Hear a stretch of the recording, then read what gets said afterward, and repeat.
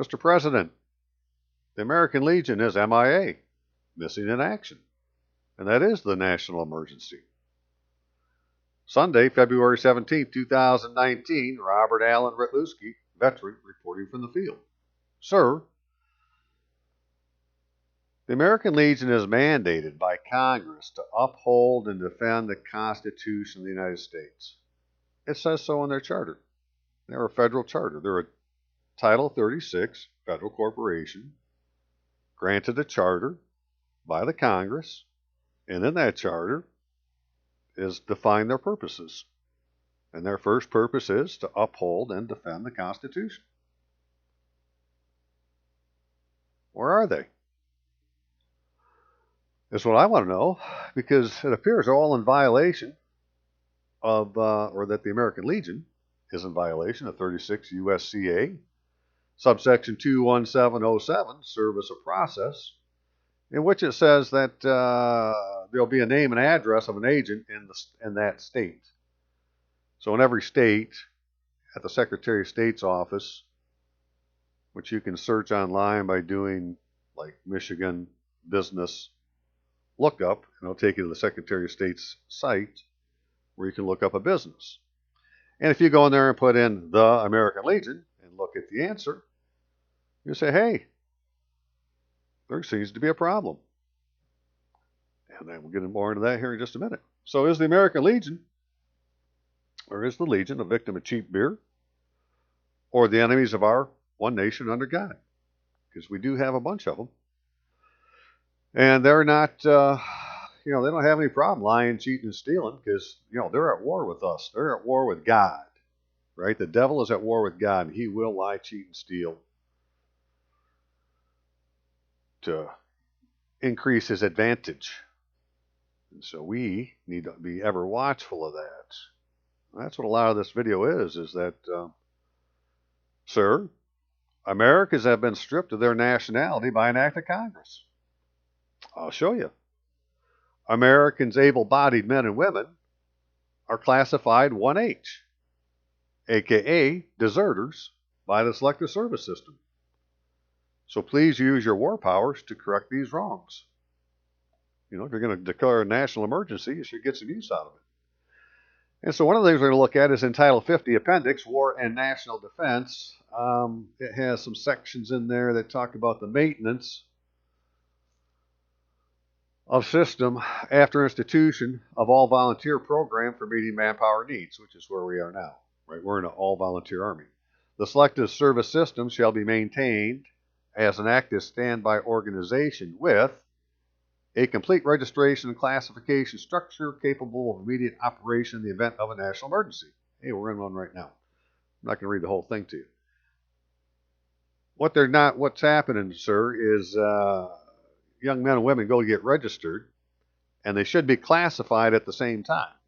Those are the two things supposed to happen together. But they're getting registered, and instead of being classified, they're given a classification of 1H to everybody.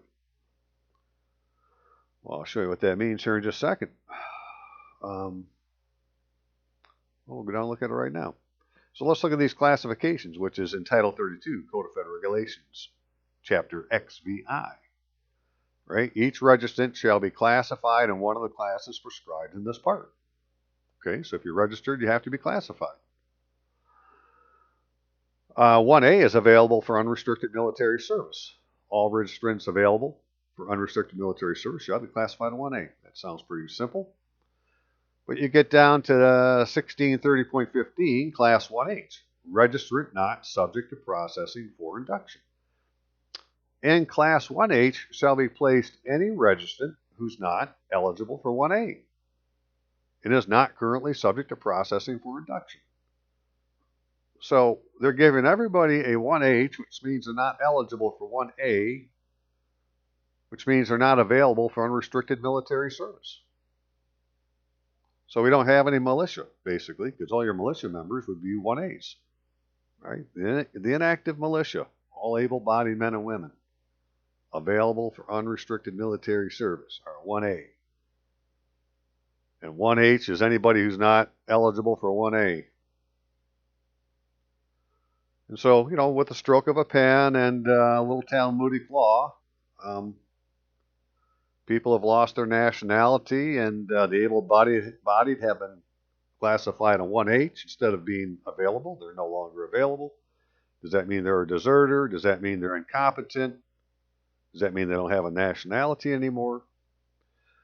I don't know what the enemies of God's plan was, but exactly. But they're putting it on us right now. I wanted to point out one other thing, sir. See, if you were to do this, so all you need to do is issue an order, because you had the power under Title 50. It says the president can all over the place, and this is one of the things that the president can do, is this right here. And there will be personnel adequate to reinstitute immediately the full operation of the system, including military reservists who are trained to operate such system, who can be ordered to active duty for such purpose in the event of a national emergency. Okay, they just gave you the power. Get the reservists to do it and get everybody reclassified as a 1A that can be, because they've been registered. They just haven't been classified, except by this blanket thing that we're going to look at. Somebody's order, decision, I don't even know it was an order, just their decision to do it, made everybody a 1H.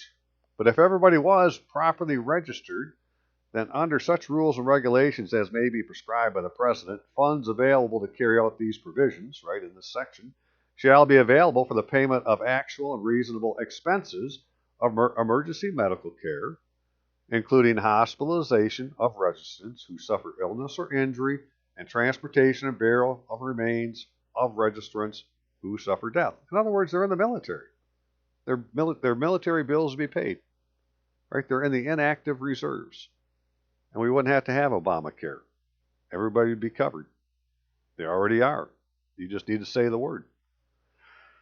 But unfortunately, Donald J. Trump can't do it. Only Donald John Trump. You're going to have to take your proper oath of office. As I discussed in my last video, not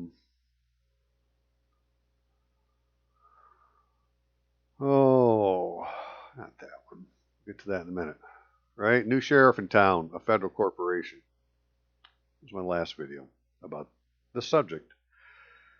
And so if you were to go to Rob Ryder, ROBBBRYDER, you would see that over the last number of months now, 7, 8 months, I guess, I've done numerous videos on things to do with the VA and veterans and so forth, and the system that we're in. Such as a sin of omission classification 1H. Hey, Grunt, I'm talking to you. Oh, Uncle Sam ain't released me yet. If you've not watched these and you're in the military, you should. Veterans entitled domestic peacemakers, which is true. And unemployability is not a 4-letter word. In fact, I'll be finding out on my unemployability claim here in the next few days. We'll see how that goes. But I put in an unemployability claim with a 10% tinnitus ringing in the ears disability, saying that, well, by definition, I can't be substantially gainfully employed because it requires you to be non-disabled. And you've already agreed that I am disabled. So, if you can't maintain substantially gainful employment, then they can grant you unemployability status and give you $3,000 a month in full benefits. It's better than retirement. But all that is for later, right? We got to clean up the mess that somebody else has made, and it just can't be denied. So let's take a look at it. So give me a second to load some things up. That's what we'll do. We won't be afraid of the truth. We'll embrace it and make it our own. Hang on. So what we're going to do is build up a bunch of different blocks of facts and then put them blocks together in a puzzle and see if we can make any sense out of it. First, we need to build up some blocks of facts. So here's the fact that this is the Charter of the American Legion, National Constitution and Bylaws. Interesting. Uniform Code of Procedures for Revocation, Cancellation, or Suspension of Department and Post Charters. that stuff may have already been used, as we'll see in a minute. But what it says in here is this is the charter part, United States Code annotated, Title 36, Chapter 217 for the American Legion, which says the American Legion is a federally chartered corporation. It's a federal corporation, and therefore, by definition, it is the United States. I covered that in my last video, right? New sheriff in town. Now, what's the purposes? The purpose of the corporation are to uphold and defend the Constitution of the United States. Well, that would mean that the Congress has mandated to the American Legion that they have a duty to uphold and defend the Constitution. Well, if they're going to do that, then they must have been given the power to do it. Right? They have the authority. So why aren't they using it?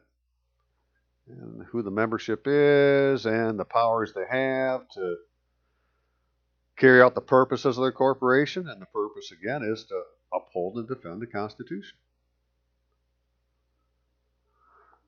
Well, here we got service of process. As a condition to the exercise of any power or privilege granted by this charter, right? So if you're going to use the power or the privilege, the corporation shall file with the Secretary of State or other designated official of each state the name and address of an agent in that state on whom legal process and demands against the corporation may be served.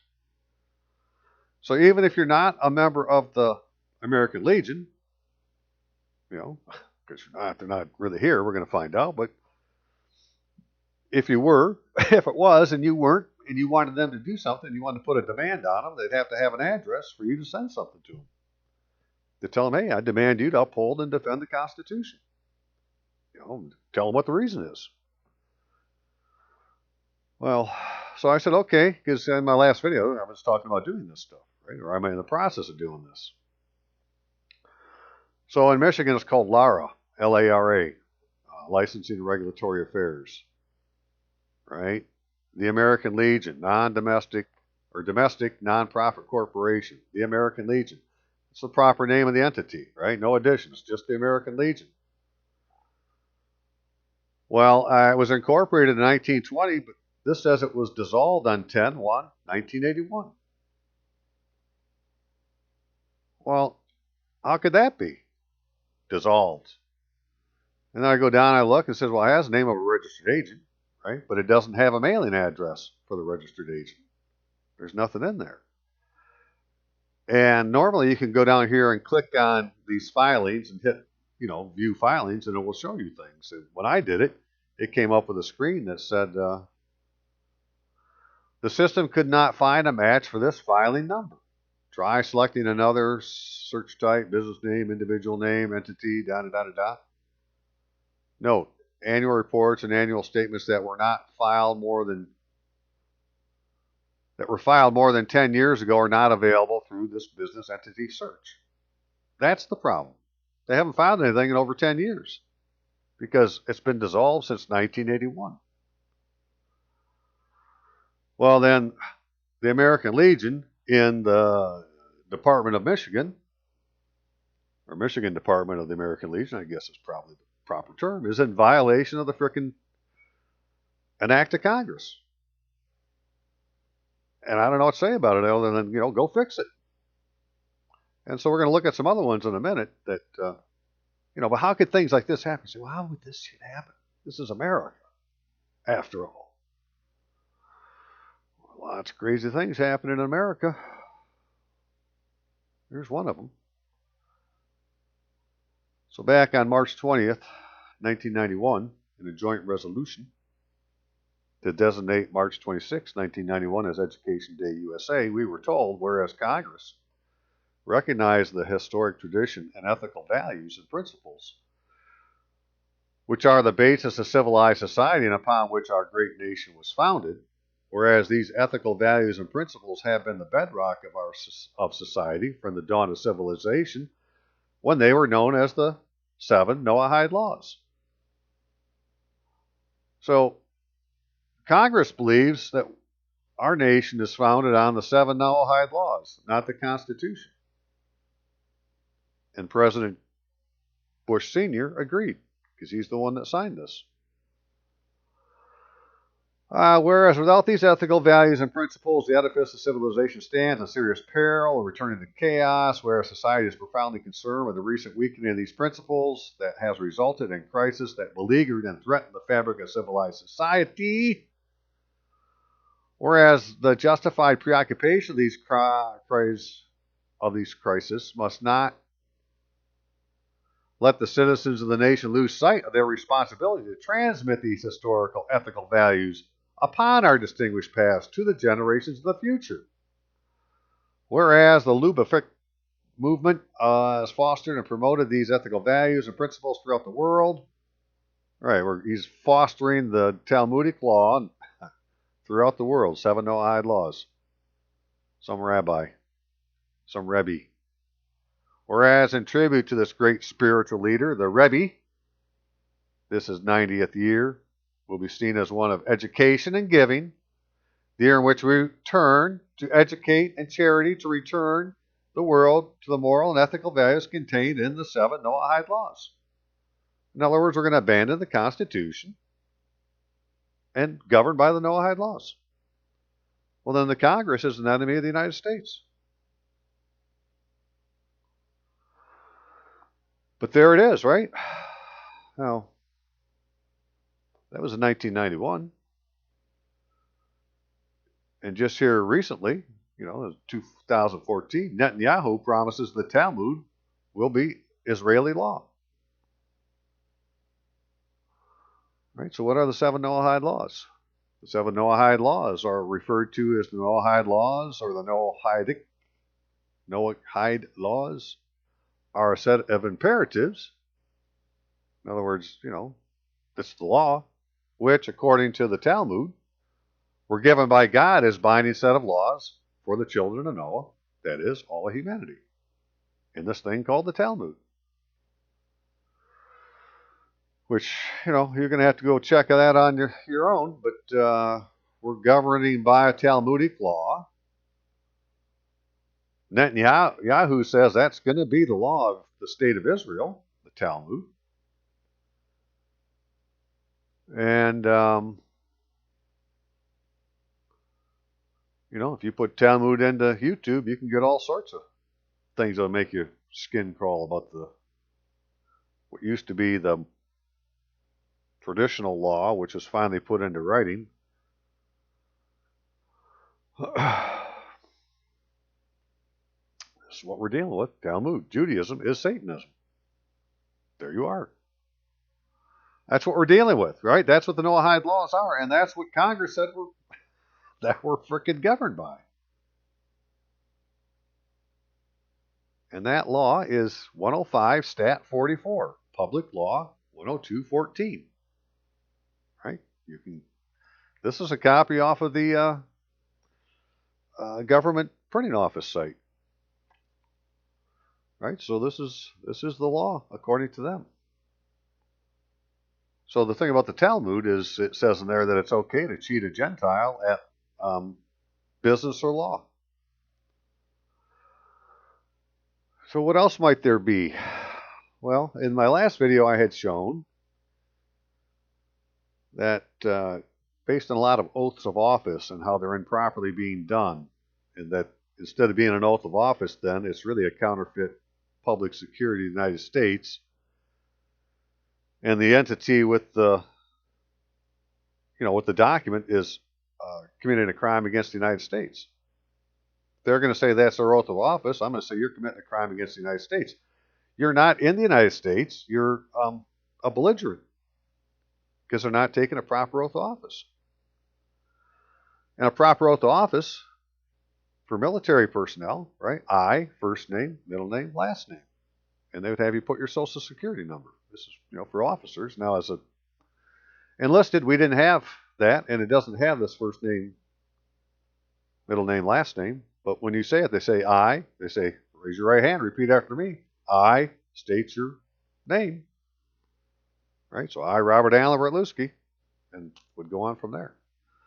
But for a commissioned officer, it's required. It makes clear that you have to do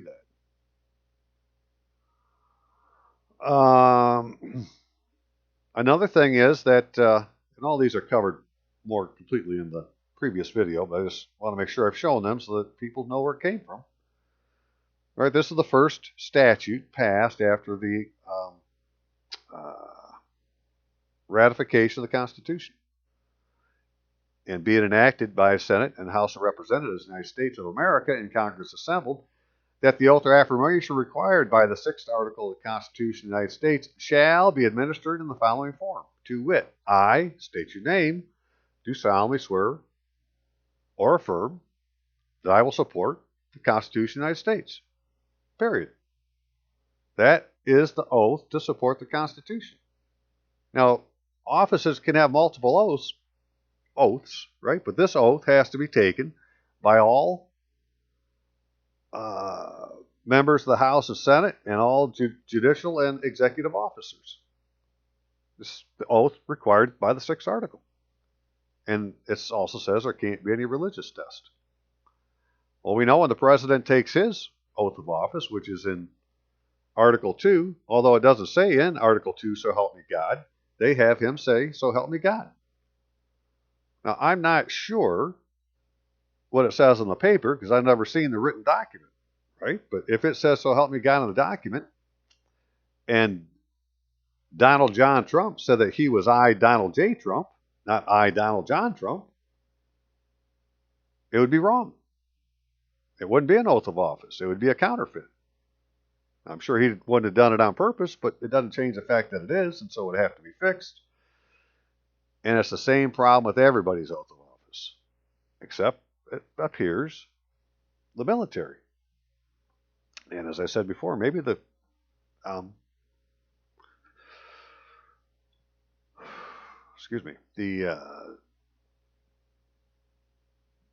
township supervisors. Mine used his proper name, but I don't think that he took the proper oath. It didn't have the proper wording that's in the Michigan Constitution. He took an oath using his full legal name, but I don't believe it was the oath in the Constitution. And I have to go find it again, so I don't really remember exactly. But by and large, you're going to see nobody has a proper oath of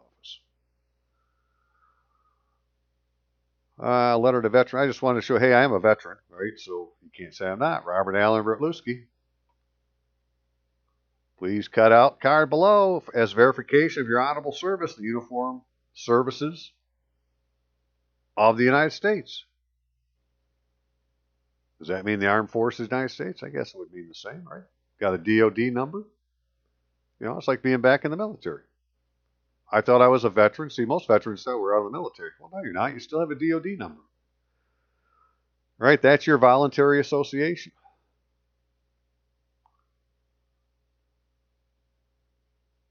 So I want to look at some of these various oaths of office so you can see that they're wrong, right? Like State of Michigan, County of Kent is a wrong venue. Should be Kent County, Michigan.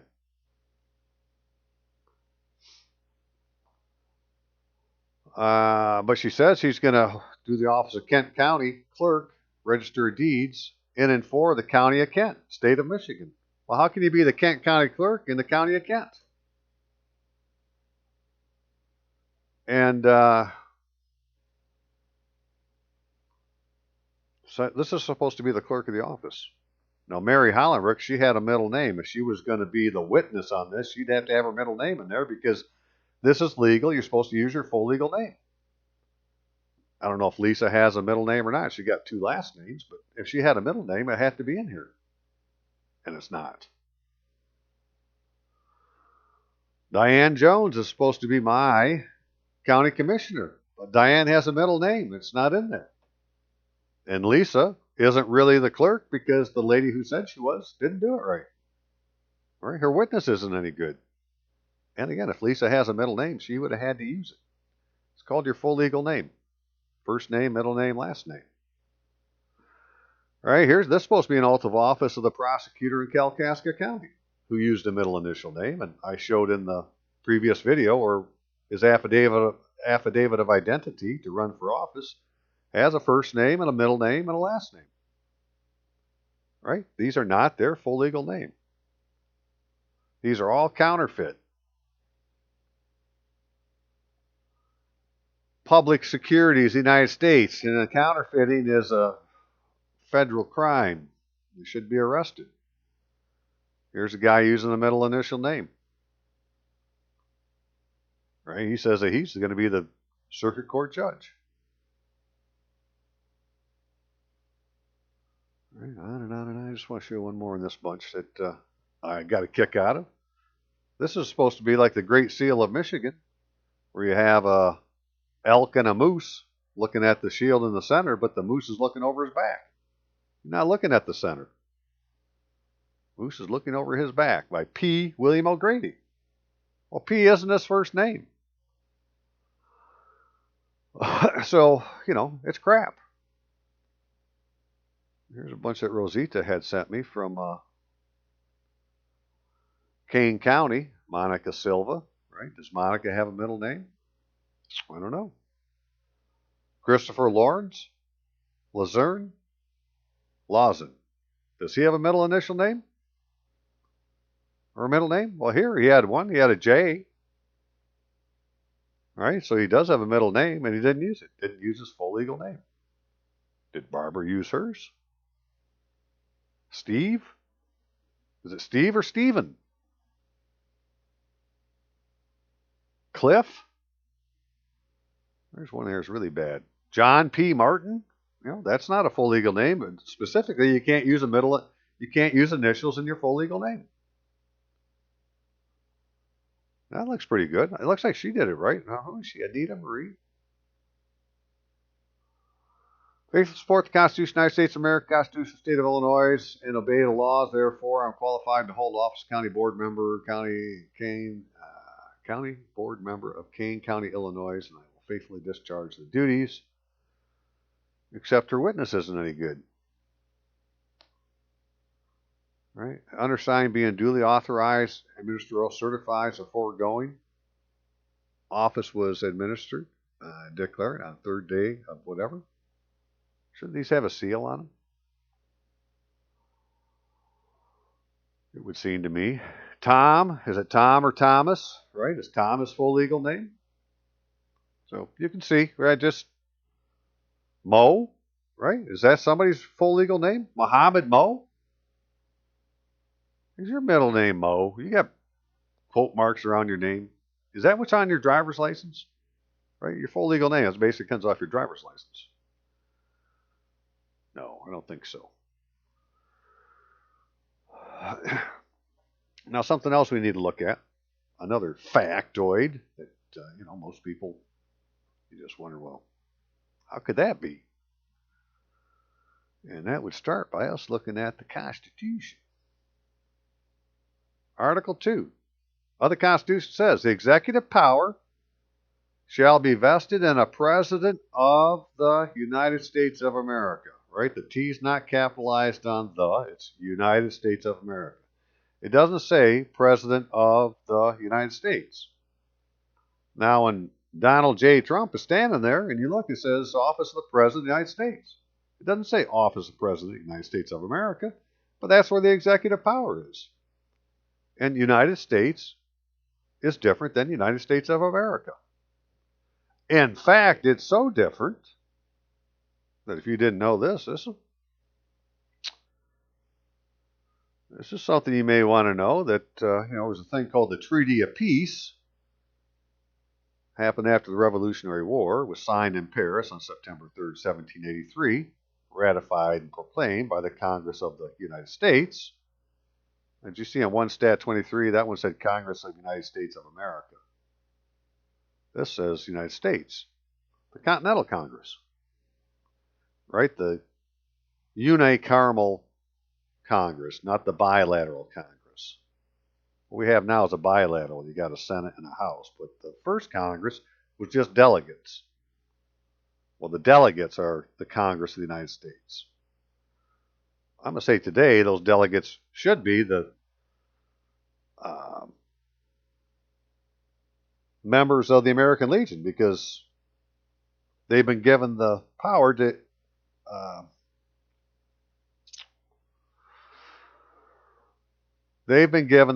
uphold and defend the Constitution, and they do have delegates. Problem is, they're suspended or something because they're not properly registered. But let's look at this treaty real quick. Just the first paragraph, right? In the name of the most holy and undivided Trinity. Well, they'd be talking about God, Christian God.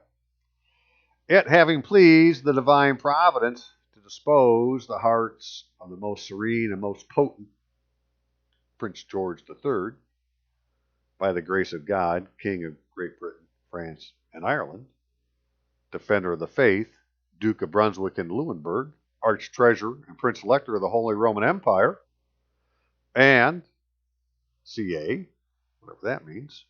Should look that up sometime. And of the, lowercase t, the United States of America. United States of America was what King George called the colonies. Right? That's what they were to him.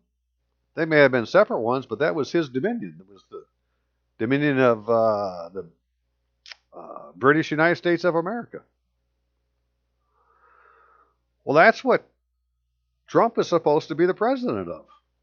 The executive power shall be vested in the President of the United States of America. But it isn't, because he hasn't taken the proper oaths of office to hold the office yet. So those crazy bastards are running amok.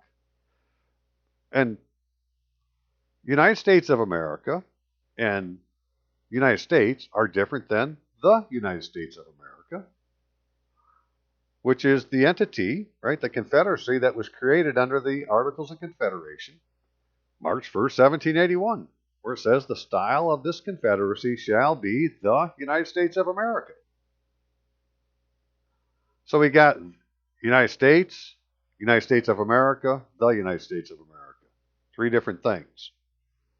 The Constitution is the United States of America and United States of America going in union. We're just going to stop fighting over the territory. All right, it's a peace treaty. They came to peace. And if you read the peace treaty, you'll see that all the lands were supposed to return to the king. That was the king's. Well, hell, it was all his to start with. So, I don't know who wrote it, but it was written in his favor. That's for sure. And so we have two different venues, United States of America, King George III, his successors, and the Republic, United States, or the United States of America. So the United States of America in union under the Constitution to be governed by the laws of the United States. The United States are those two different, entities. United States of America and the United States of America living in peace and harmony, sharing the same territory.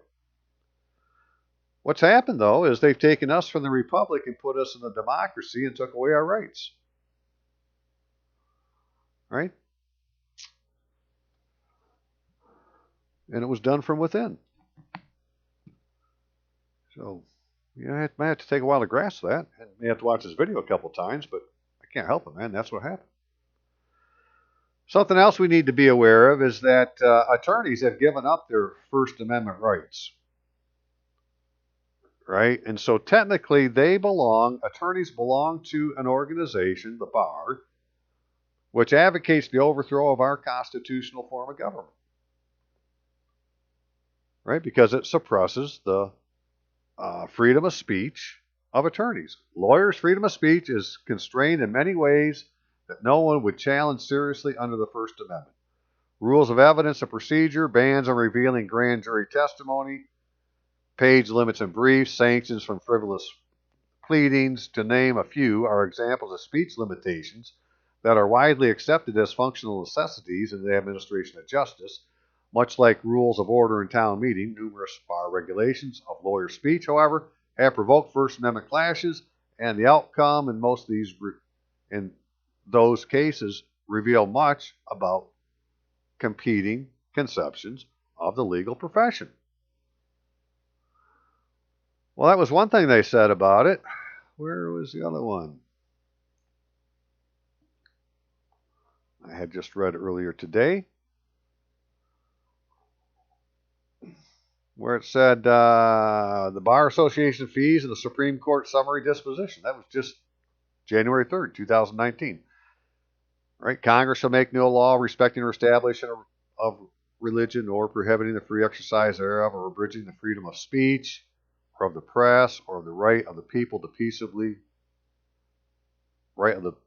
peaceably to assemble and to petition the government for redress of grievances. It's arguably the backbone of American democracy, right? And bar association fees and its popular discontents. Trade unions in the United States became significant as a result of the Industrial Revolution. At the time, any single worker might struggle to gain acceptable working conditions from their employees, da da da da da da da. There are two recent and relevant rulings that require assessment vis-a-vis compulsory state bar association fees. The first is Fleck versus Retsch, and a case which is focused on an attorney from North Dakota named Adam Fleck. I'm not going to read this whole thing. You can find it yourself, right? Bar association fees and Supreme Court's summary disposition. What you need to know is they found in favor of the attorney bitching about the fees. So what does that mean? That means that the bar is a trade union, one thing. And this trade union suppresses people's First Amendment rights, so then it's an enemy of the United States constitutional form of government.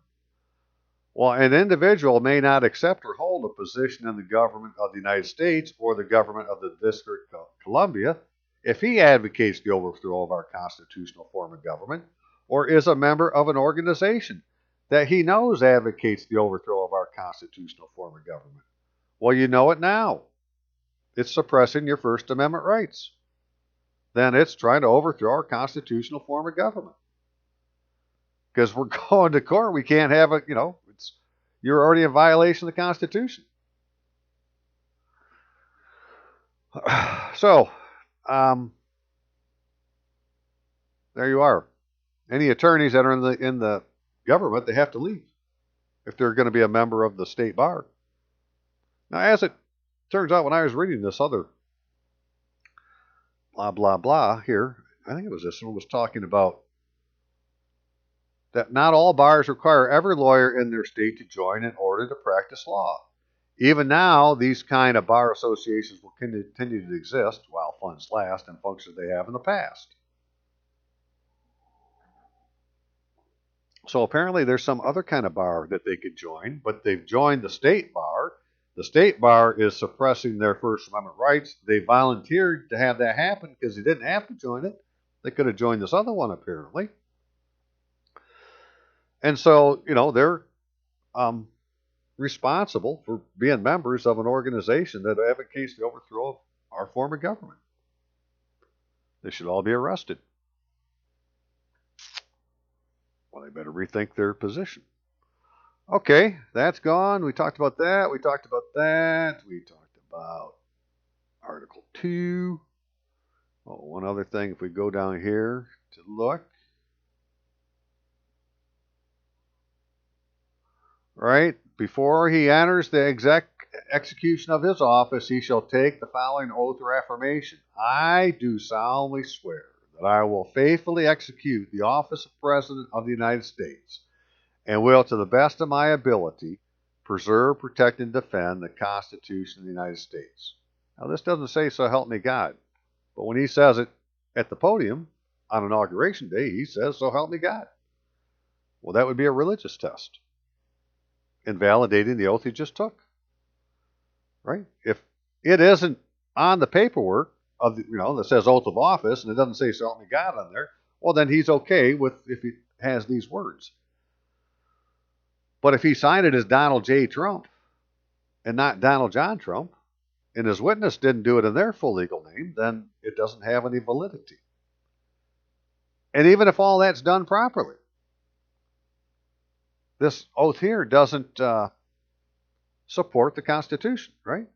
I will, to the best of my ability, preserve, protect, and defend the Constitution. It missed support. And the 6th article mandates that you have to take an oath to support the Constitution, which is found in 1 Stat 23.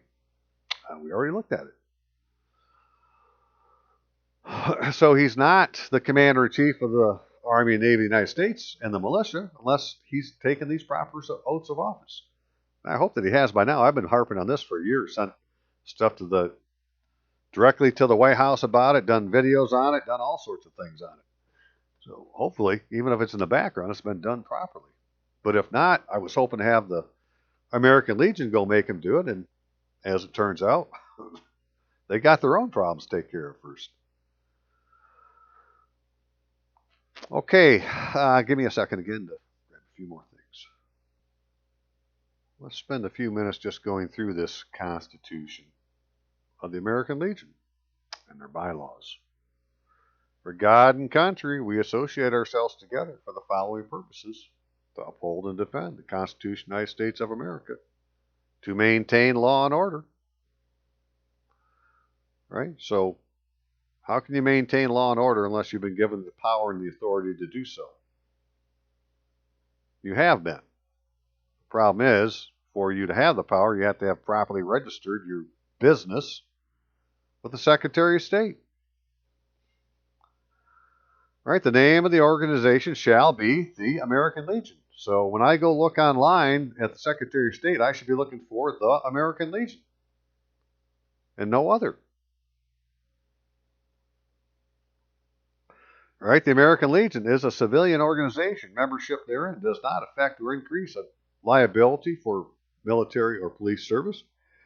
Rank does not exist in the Legion. No member shall be addressed by his military or naval title in any convention or meeting of the Legion. And by the way, if you are active duty at this time, from 1990 on, if you were in active duty, you can be a member of the American Legion. You know, I always thought it was just for veterans, but apparently not. So there's active duty American Legions. Well, did you know that your organization that you're part of is violating the Constitution? You have a duty to defend the Constitution then. Make them do the right thing.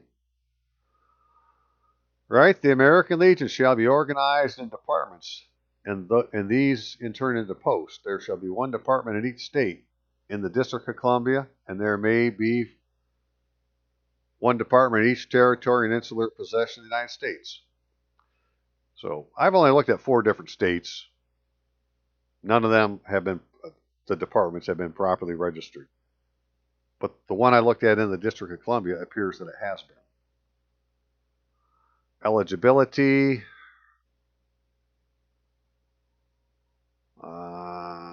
Yeah. The legislative body is the American Legion. National Convention, each department shall be entitled to 5 delegates. So here's the delegates that come in the unilateral or unicameral Congress, legislature.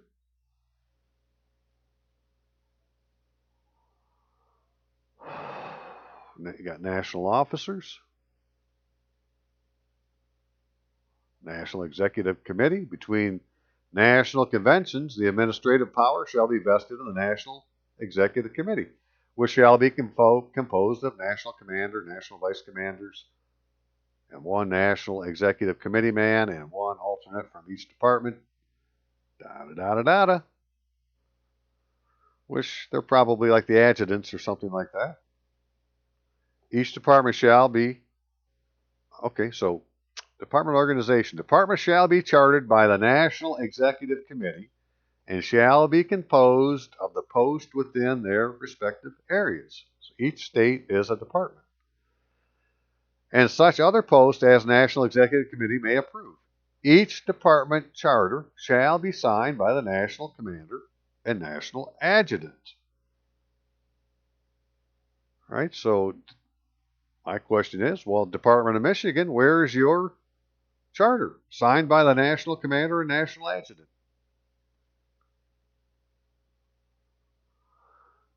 Okay, goes on.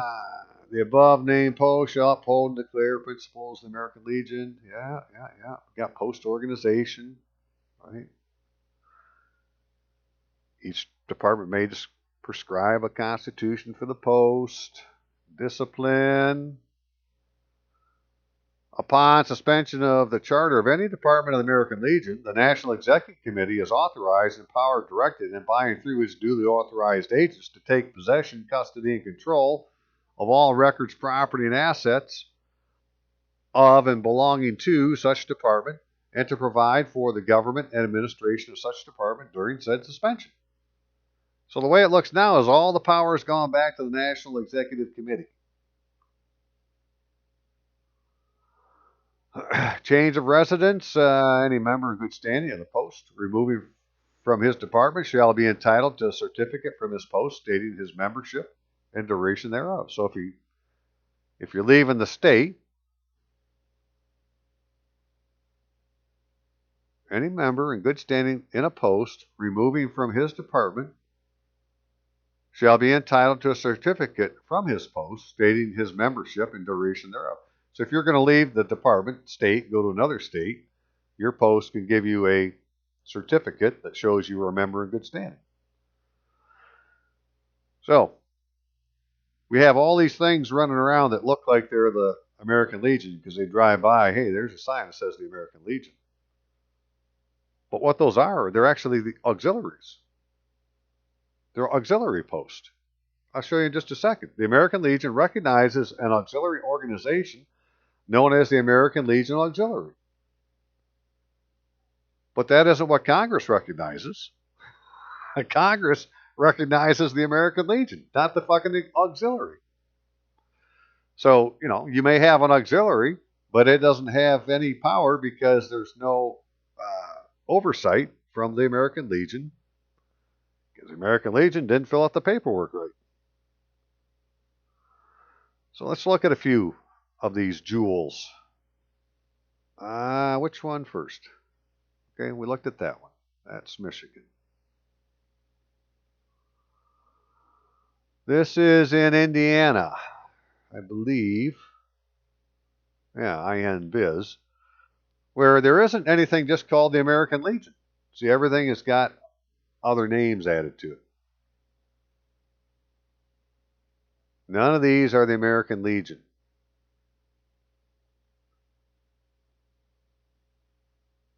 So, right, they're not the American Legion. So there isn't one in Indiana.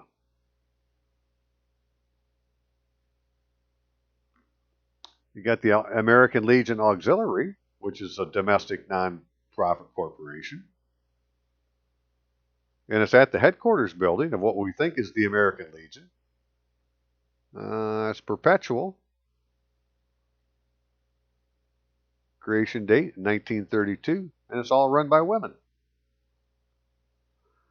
Okay, so I took the zip code. So, okay, well, that's a zip code for the headquarters, because you can search by it. And that's the only thing that comes up, the American Legion Auxiliary. There isn't any American Legion, the American Legion, or anything else using the address of the national headquarters of the American Legion. Okay? I can't explain it. Well, I can. It's an insurrection. That's the problem. Where is this at? Yeah. This is Illinois, right? Search on the American Legion. And all that comes up are auxiliaries. Auxiliary, auxiliary, auxiliary, auxiliary, auxiliary, auxiliary. All the posts, auxiliaries, right? American Legion, auxiliary. These are all auxiliaries. Auxiliary post, auxiliary post, auxiliary post. Not American Legion, but the auxiliary. Where's the American Legion? It isn't freaking registered. This is in Florida, right? The American Legion. It says it's active, but there isn't any information. So I said, well, let me go down and try something else. I'll put in, I picked, American Legion Auxiliary, found a different one. Right? It says they filed, it gives them principal address, mailing address, registered agent, name and address. Right? It's all there. All the directors, just all sorts of information on them, but not a frickin' thing on the thing called the American Legion. Well, I just don't think that's right. What do you think? Okay, now in the District of Columbia, American Legion, the, right? They flip it around a bit. They take the first name and make it afterwards, right? So this is the same thing they do with your name. Like when I registered my business with the IRS as a sole proprietor, it was Robert Allen Ritluski. Right? I got an EIN in my name saying that Robert Allen Ritluski was doing business as Robert Allen Ritluski. I'm not using a fictitious name, and I agreed. They gave me an EIN. It says Robert Allen Ritluski is the name of the business. When I went to register it in Dunn's, they flipped it around and said it's Ritluski, Robert Allen. Well, that's the same thing they've done here. I believe that they filed the American Legion, but it's been flipped around to be backwards. American Legion, the. And so Robert Allen Ritluski is, read left to right. And that's given name, last name. But if it was read right to left, given name, last name, it would be, it would look on paper as where I'd read it, Ritluski, Robert Allen. Well, that's the way the Jews write. They write from right to left. That's the way a Jew would write my name, right? First name, given name, Robert Allen. Last name, Ritluski, would be on the left. And as it turns out, I heard a preacher say this once, that where Jerusalem is, all the countries to the one side used to write from right to left, and all the countries on the other side used to write to left from left to right. And, don't let your right hand know what the left hand's doing type of stuff. It all happened right there in the center in Jerusalem. Done on purpose. Okay, but back to these guys. So here we are. It says they're active in the state is the District of Columbia. The country is USA. Should say United States, I would think, but whatever. Here's an address, and it gives us agent. The agent is K. Bartlett. Well, that's Kevin J. Bartlett, who's using an address in Washington, D.C., saying that he's the registered agent for this entity. But Kevin J. Bartlett is where are you at?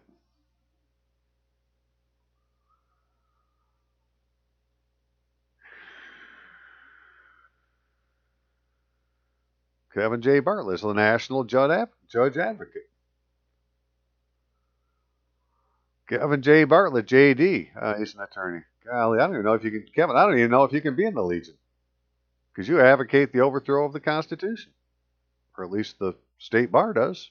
Do you remember the state bar? You may want to look into that. And you're using a middle initial name.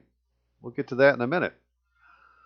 I was appointed 9th National Judge Advocate of the American Legion. Right? And he's an avid golfer who lives in both Marshall, Michigan, and Indianapolis. Well, then how did he become the registered agent in Washington, D.C.? Right? Because that's what we're looking at. Using an address in Washington, D.C. He's not affiliated with Washington, D.C. Something fishy going on, hey? That's why, we need to sit down and figure it out. I'm not blaming anybody. I'm a man of peace. We got to get it figured out. Or the men of war will come and visit you. Because I don't think the people in the military will be very happy to know that they've been, lied to quite so blatantly. Okay, give me a minute. So back to this charter. Uniform Code of Procedure for Revocation, Cancellation, or Suspension of Department Charters. Well, if you all ain't going to get yourself properly registered, then you need to be suspended or revoked or canceled. Let's go get it done. And the way it is a charge that any department should, for any good and sufficient cause, like not complying with the act of Congress that created it, have its charter canceled, suspended, or revoked, may be initiated by a department of the American Legion in good standing or by any three posts of the department accused. A charge may be withdrawn only with consent of the national commander. Well, since the post of the department, like in Michigan, they're not properly registered either, right? The auxiliaries may be, but not the American Legion or the American Legion post whatever, right? Whatever the proper name is they give them on their charter or constitution, then they're not properly registered. But the one place it could do it, because it does appear that there is one that is by a department of the American Legion in good standing, well, I would say that that is this one from the District of Columbia. Because they're active, they're registered, and they give an address for the agent.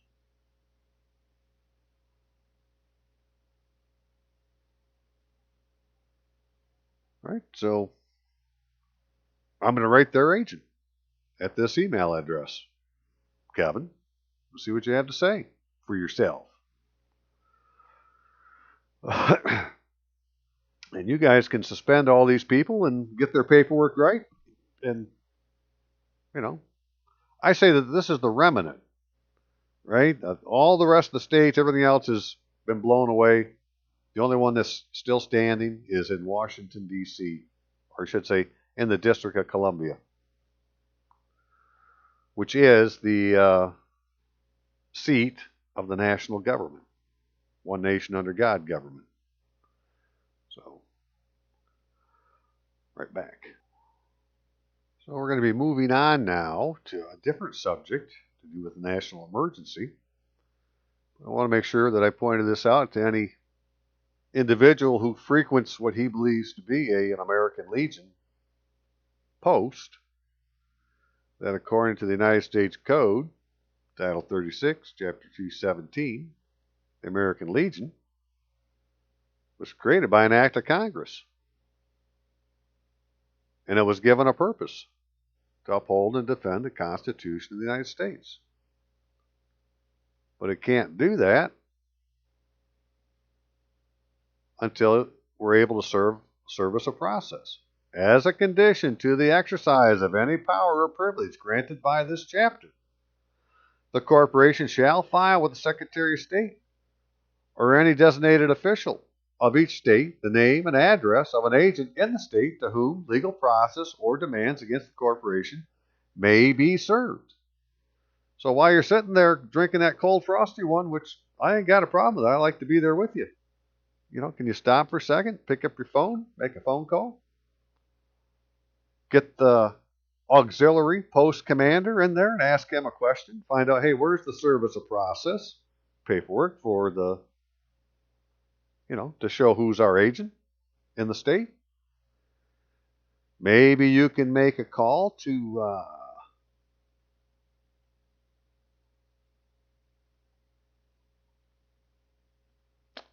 the American Legion. Here, let's find out who's in charge today. Who's in charge? Who's the national commander?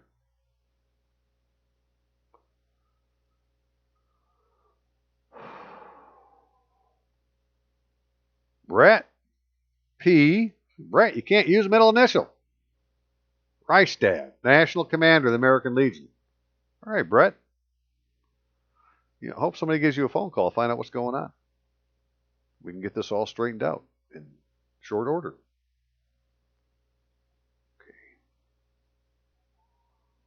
Okay, before we get on to the national emergency, President-elect Donald John Trump, just declared. We'll talk about this is in Title 6, Code of Federal Regulations. It doesn't say it on that page. 6 CFR. Part 37, Real ID, Driver's License, and Identification Cards, which, and it says the applicability is A through E of this part apply to states and U.S. territories that choose to issue driver's licenses and identification cards that can be accepted by federal agencies for official purposes. There you are. called the real ID. You want to use it for an official purpose, it has to meet these guidelines.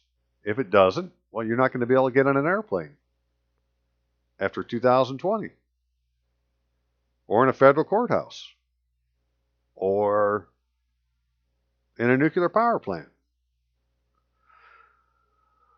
And so they have a section here then, the definitions, and, for our purposes, full legal name, because that's the name that'll be on the identification if it's done properly, means an individual's first name, middle names, and last name or surname, without use of initials or nicknames. You see an initial, I already took them down. You see an initial in somebody's name, well, that isn't their full legal name, so it can't be legal. It's not official. And you don't have to accept it. You can just tell them, well, that's not official. You didn't use your full legal name. Well, you'll find out that if you go to court, that an attorney, he never uses his full legal name, and the judge never uses their full legal name, and the clerk never uses their full legal name, and they don't use your full legal name on the docket. And in civil cases, they don't use your full legal name. They may put it on some paperwork in a criminal case, but they didn't use it on the docket, and that's who's really being charged, right? Is the name that's on the docket. And I have your name like, Rutluski, Robert. Not Robert Allen Rutluski. Not with my full legal name, then it isn't me. And if they continue, well, then that's a violation of the Constitution, because that would offend the Fourth Amendment of the Constitution, because I would not be secure in my person's papers, houses, or effects from illegal searches and seizures. And any complaint they put in is never under oath. And so that offends the Fourth Amendment of the Constitution. And, well, it's a real mess, right? But it's all based on this thing called the real ID. And so this says for official purposes, you have to use your first name, your middle name, and your last name, Donald John Trump, or it's not official. So just do it again. No big deal. Right? It's called go, no go. When you do it right, the American Legion, when they're properly formed, could say, you're a go, sir. You're in charge. Until then, you're not. So what about this national emergency? Well, when Trump was talking about this last weekend, he said that they have been doing it this way since like 1976. And as it turns out, in the 94th Congress, they passed September 14th, 1976. They passed an act to terminate certain authorities with respect to national emergencies still in effect, and to provide an orderly implementation and termination of future national emergencies. So they said we're going to, terminate the ones from before, and from here on out, we're going to, this is how we'll handle the paperwork on a national emergency. However, in Title I, terminating existing declared emergencies, all powers and authorities possessed by the government, by the president, any other officer, employee of the federal government, or any executive agency as defined in Section 105 of Title V United States Code as a result of the existence of any declaration of national emergency in effect on the date of enactment of this act are terminated 2 years from that date of enactment.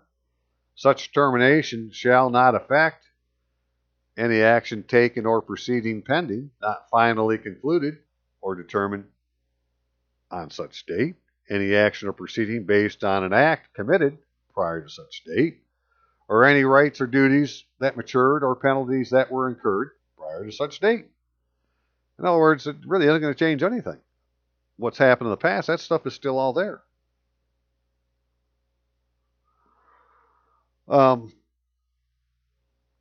Right? Any action taken or proceeding pending, not finally concluded or determined on such date. Well, the Civil War's never been determined. The First World War has never been determined. There's not a peace treaty.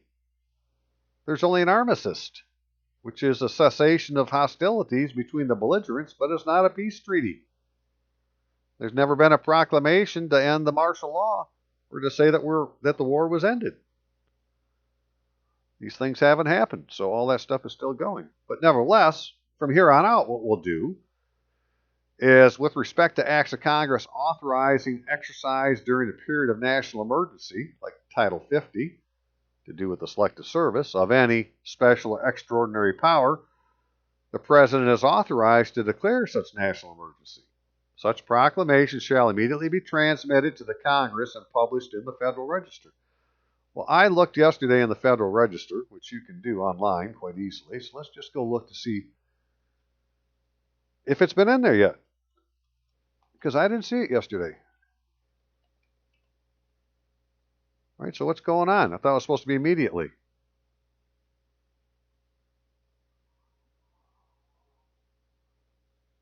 All right, I should be able to put in here national emergency and search.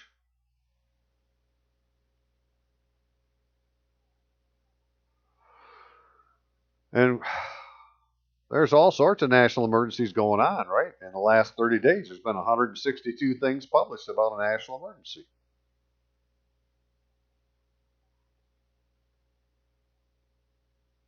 Okay, well, let's go to that because obviously we're looking for the most recent. And we'll just do it from newest to oldest.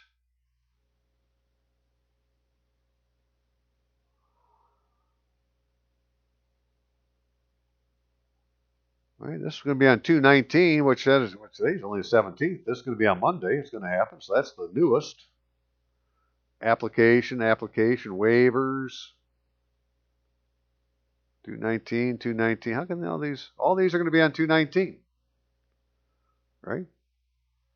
So the last one that was done is this one on 2/15, which had been Friday, to do marine mammals, flood hazard, TRICARE, Department of Defense. I got to read that one. Technical assistance request for evaluation, notice of some sanctions, telecommunications, submission for review, procurement list, Anyways, none of these. Well, let's do this, right? Presidential document, because the president had to issue a proclamation. National African American History Month. Taking additional steps to address the national emergency with respect to Venezuela. Continuation of a national emergency with respect to terrorists who threaten to disrupt the Middle East peace process. Well, none of those happened. There you go. All of these happened earlier than the 6th of February, so none of these are the ones that he was supposed to have done. So did he really do? And I don't know. Such proclamation shall immediately be transmitted to the Congress and published in the Federal Register. Well, I don't see no freaking proclamation, President.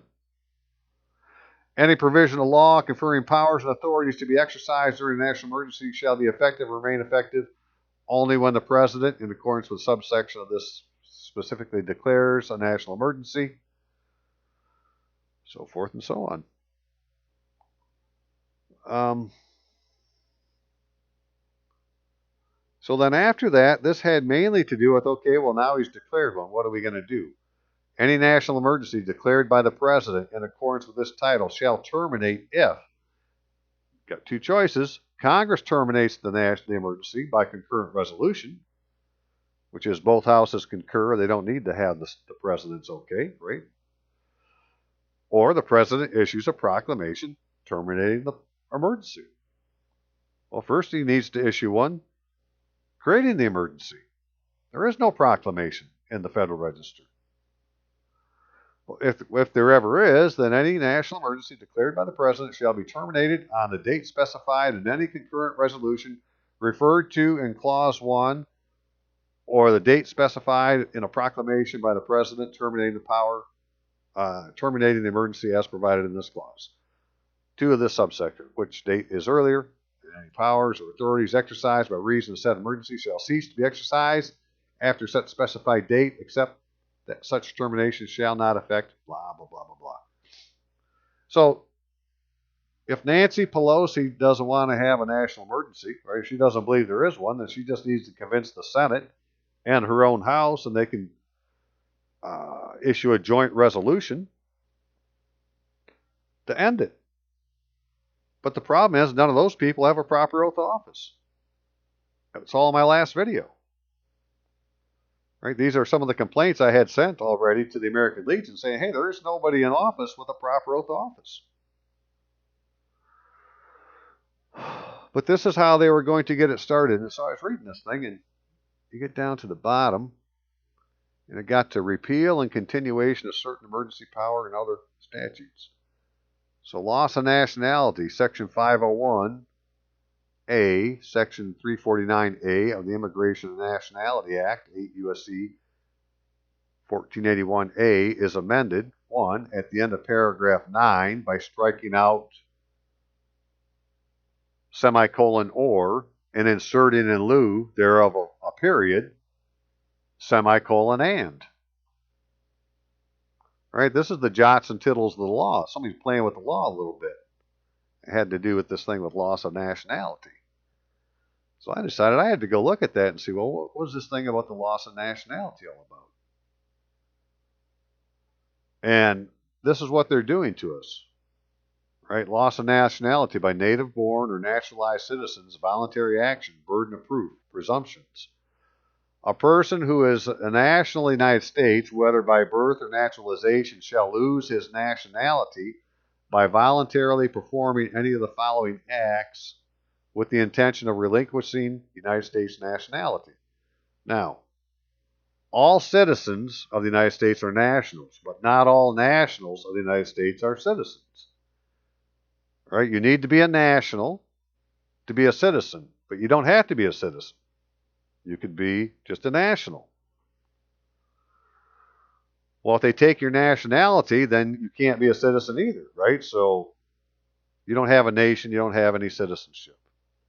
So you would lose your nationality by obtaining naturalization in a foreign state upon his own application or upon the application filed by a duly authorized agent having attained the age of 18 years. Well, how would that happen? Well, let me show you real quick. I should have already had this up. Let's go here to state identification, change of address. Here's a form they have you fill out. This would be similar. This is to change your address, right? But it says, are you a citizen of the United States of America? Well, if the United States of America is King George's jurisdiction, I'm going to say no. But had you checked yes, well, you would have just put yourself in his jurisdiction and gave up your nationality. You're no longer an American. You're a subject. You're a British subject. You're under King George's jurisdiction. Right? Because the United States of America is a dominion of King George. See how easy that was? You just gave it up. You voluntarily did it by checking that box. Now, that seems to me like, well, that's kind of sneaky, but that's the idea. Right? This one says, are you a citizen of the United States of America? Yes or no? I said no. Right? Voter declaration. I certify that I am a citizen of the United States. I say yes. No, I'm not a citizen of the United States of America. Yes, I am a citizen of the United States. So, that's how easy that you could have lost it. But that isn't the only way. Right? Taking an oath or affirmation or other form of declaration of allegiance to a foreign state or political subdivision thereof after having attained the age of 18. Well, that's what them yahoos did in the oaths I was showing you. Right? They have an invalid oath of office.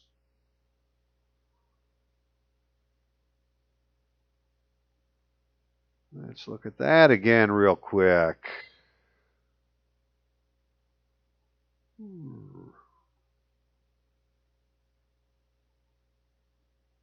Shoot.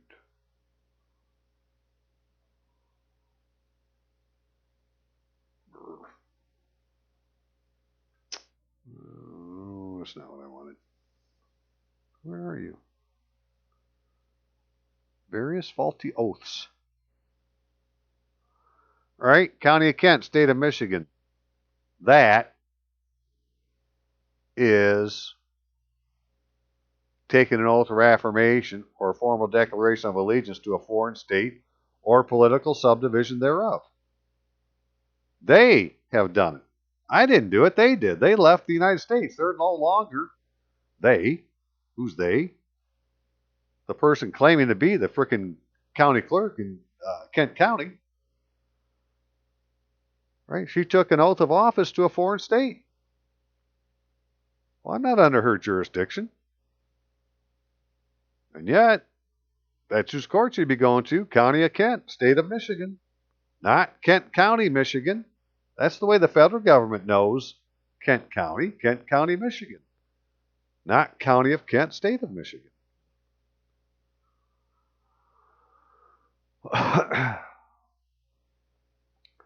Entering and serving in the armed forces of a foreign state, accepting or serving and performing duties of any office, post, or employment, government of a foreign state. Well, we just talked about that.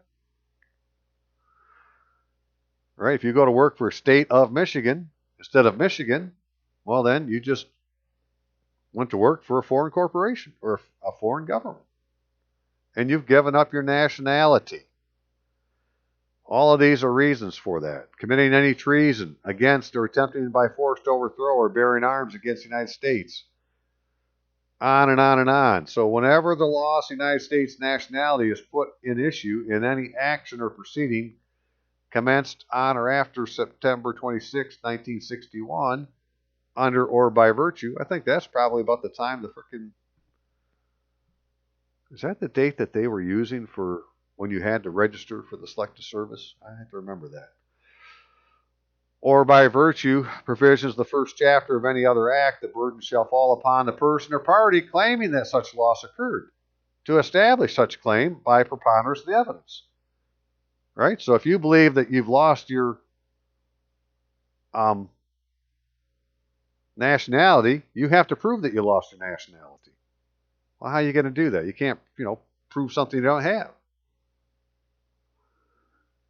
So it's like they're locking you into this situation where you can't escape. That was my interpretation of it.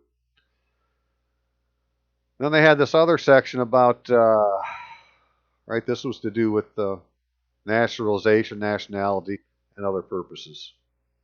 From 1952, this public law. Where it talked about being a deserter. Ineligibility to naturalization of deserters from the armed forces of the United States.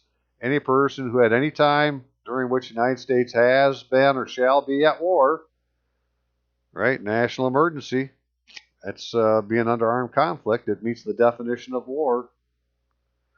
Deserted or shall desert the military, Air Force, Naval Forces of the United States, or who, having been enrolled, departed, or shall depart from the jurisdiction of the district in which enrolled, right, that's the selective service thing, or who, whether or not having been duly enrolled, went or shall go beyond the limits of the United States with the intent to avoid any draft into the military, air, naval force, lawfully ordered, shall, upon conviction thereof by any court martial,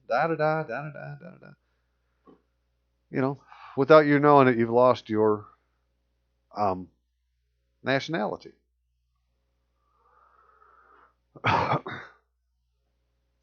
So what are we going to do about it? That's next. Well, what are we to do if we have lost our nationality? Well, as it turns out, in Title 8 of the United States Code, Aliens and Nationality, subsection 1104, is the powers and duties of the Secretary of State. Powers and duties. The Secretary of State shall be charged with the administration and enforcement of the provisions of this chapter and all other immigration and nationality laws relating to 1. The powers, duties, and functions of diplomatic and consular officers of the United States, except those powers, duties, and functions conferred upon the consular office relating to the granting or refusal of a visa. 2. The powers, duties, and functions of the administrator. Ain't that interesting? The powers, duties, and functions of the administrator, right? Because an administrator, that's like a trustee or like a chancellor or like the man in charge when there's no president. He's the administrator. He's administrating the United States while it's vacated. That's what I think it means. You got superpowers. We're going to be checking on that this week. But for now, in number 3, the determination of nationality of a person not in the United States. He shall establish such regulations, prescribe such forms or reports, entries, or other papers, issue such instructions, perform such other acts as he deems necessary to carry out such provisions. Well, that's what I want him to do. Because I'm going to prove to him that I'm not in the United States and that, the United States Postal Service, or United Postal Service, has agreed with me. Not the United States Postal Service, but United Postal Service. And how I'm going to do that is I've been applying for VA benefits for the first time. And I started to get, all sorts of mail I had never gotten before. And I'm big at looking at envelopes and stuff because of this research I've been doing over the years. And so I get these these Tyvek white, really thin, envelopes sitting on my front porch from UPS ground. It's got a tracking number on it. It says it's from Battle Creek, VAMC. Which is, the veterans. VA, VHA, 5600 West Dickman Road, Battle Creek, Michigan. Hey, that's the Battle Creek, VA Medical Center is. And a Tyvek envelope. And inside that envelope is an official business penalty for private use envelope. It doesn't have any mail on it, so it was used for, or it doesn't have any postage, so it was used for private use. Right? It's not using my full legal name. Battle Creek VA Medical Center. So it's like, well, this is wrong. Can't do this. But why are they doing it? And then inside was just a letter that, I don't know what this one was about.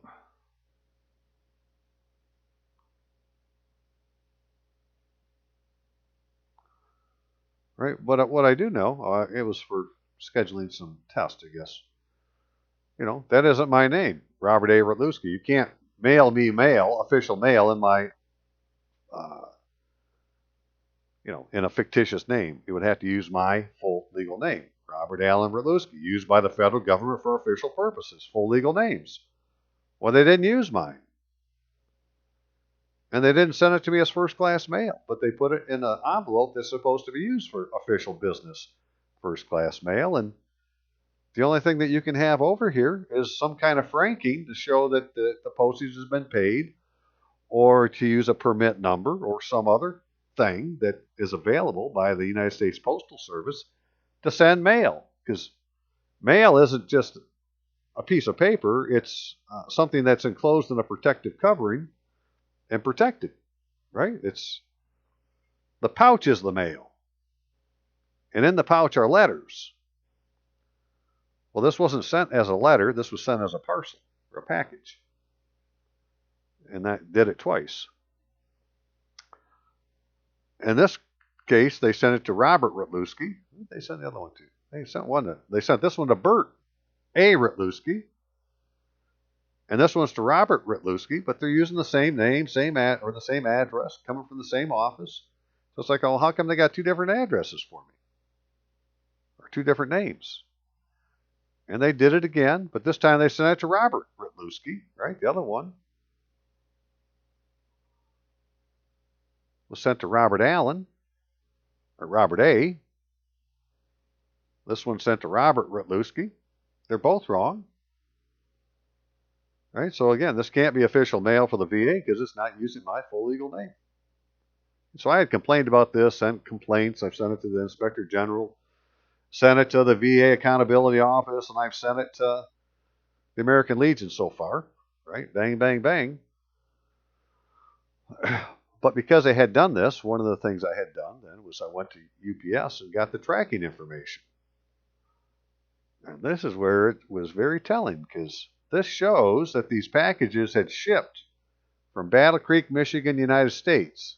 Right? United States is spelled out. See, United States. I believe that says United States. But it was delivered to U.S. It left the United States. I'm not in the United States. I don't know what to tell you. Well, there's my evidence. Secretary of State, I'm not in the United States. United Postal Service says so. They said so twice, because here's the other one. United States. United States, United States, United States, United States, until time for delivery, and then it went to the U.S. So there's my evidence I'm not in the United States, which means I've been stripped of my nationality. And if you're stripped of your nationality, then you're not protected by the Constitution. No matter where you are in the world, because you're not a member of the United States. And so we got to get that fixed. Right? Done on purpose. Talmudic law. Coming together for you now? Use middle initial names. Keep things off the books. Nothing's official. They don't want you in the United States because then you'd be protected by the Constitution.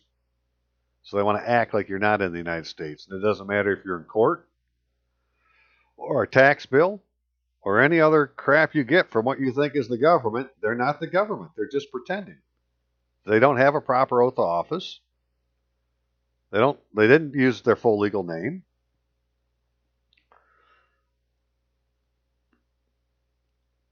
I don't know what to tell you, except it's an insurrection. And we're deep into it. It didn't just start, man. It's been on for a while, and it's gotten so bad that all the American legions are no longer active because they don't have a frickin' address with the Secretary of State. Or if they do, it's a whole different society than what we're seeing when we go online and look up things online.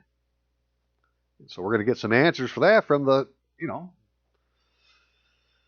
national constitutional officers of the American Legion. Find out what the hell happened. Okay, one last thing. That's in on that part. But I really wanted to talk about this Selective service system so you can see what happened. You see, this is what they did to everybody. So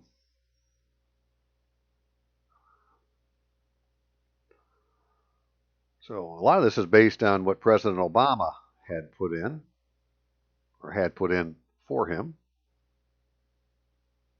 Tracking, Battle Creek. That can go.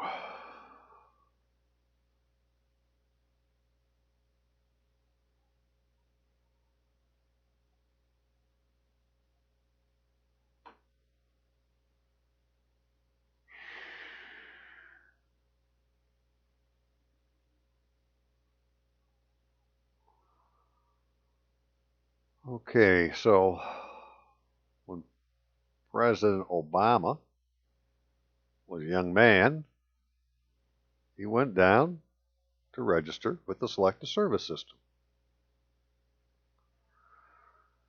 And so somebody got the record back in the day on a FOIA request and put it online. Right? Last name, first name, middle. There's no middle initial, right? Barack Hussein Obama. Current mailing address. Right? Permanent address. He put same as above. So basically he left it blank. He put a phone number. Dated it, signed it. Got it stamped. I don't know what that means there, but it was stamped. Right? So hey, he registered. But he wasn't classified. Another version of something like that is, so they take that paper that you put in, and then they put it into the computer. So does this match what the registration put in? Right? Well, I had a current address. They put it on there, but they didn't give him a permanent address. And they didn't give him a telephone number. And these are requirements under the Act that you give to the register. You have to give them to them. If you don't, well, you didn't do it right. And he did. Maybe he shouldn't have said same as above, but he did. But he didn't get credit for it here. They didn't give him a permanent address. But you notice they gave him a first name of Barack Hussein.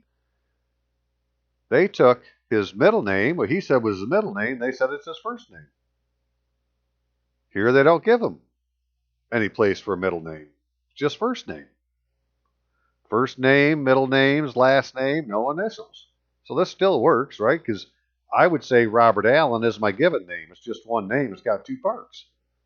So, anymore, I don't have a middle name. I don't have a middle initial because I don't have a middle name. My given name is Robert Allen. So, and then classification, 1H. Right? And as all part of this, the Sharon Rondu had been, she's a reporter, I think it was, and so she was writing the Selective Service trying to get this information. This is a response to the latest Freedom of Information inquiry regarding President Obama's Selective Service records dated June 18, 2010. In our previous letter, we stated the 1H status assigned to him at the time was not, strictly speaking, a classification. Selective Service has not classified registrants since the draft ended in the mid-70s. However, since that time, 1H has been assigned to everyone as a catch-all classification. And what does 1H mean? You're not available for 1A. It's given to everybody. It was not assigned to Mr. Obama as a result of any action on his part, and there is no related documentation. The formal prescription of 1H is registered, not currently subject to processing for induction or alternate service. The information still stands. Although postal clerks in the past may have been asked registrants for identification, it would have been a matter of individual initiative. And that's a lie. It's in the frickin' rules. They're supposed to do it. Regardless, all files are eventually matched against records provided by Social Security Administration.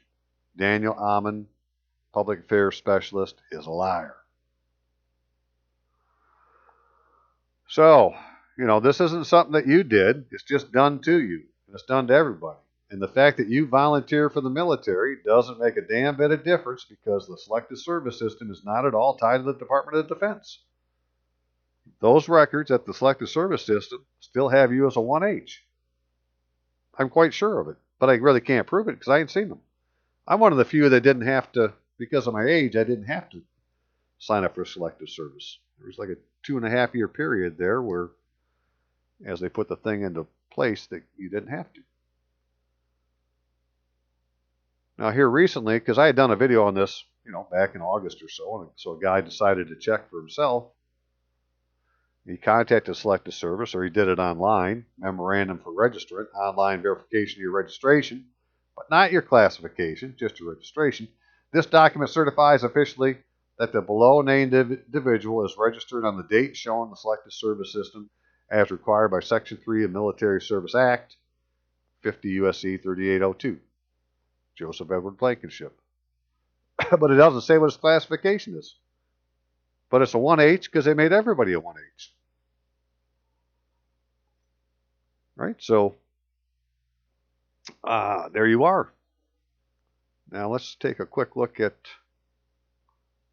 hey, we're almost done, right? But we going this far, we should really get jots and tittles out of the way on a couple of different documents that have to do with all of this for Selective Service.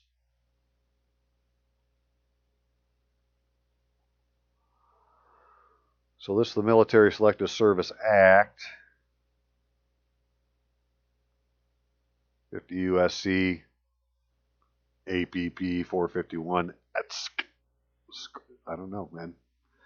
I don't know how you say that.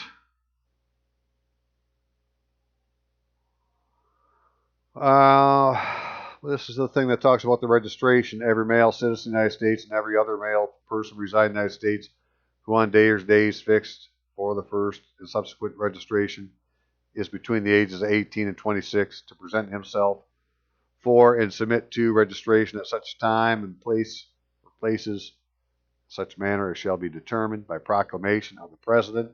See, President, you can make a proclamation, make something happen.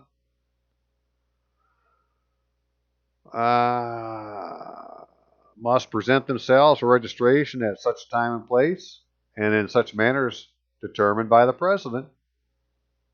So you can have everybody go do it again, sir. Persons to be registered.